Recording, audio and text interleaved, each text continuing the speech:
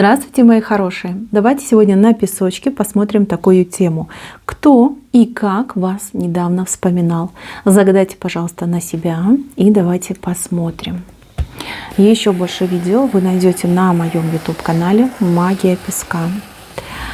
Так, мои хорошие, выходит женщина похожа на паука, такая, знаете, властная, злобная, хитрая, но не совсем умная.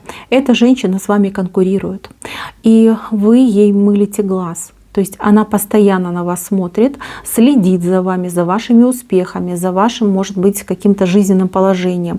Ее бесит то, что вы гораздо лучше, чем она. Понимаете, и она постоянно об этом думает, не ест, не спит, думает, кому-то на вас жалуется. И у нее, кстати, не очень хорошие мысли по поводу вас. Будьте поаккуратнее. Я думаю, вы догадались, о ком я говорю. И еще один человек здесь выходит, человек за закрытой дверью. Это мужчина, который плачет, мужчина, у которого сейчас очень много проблем в жизни.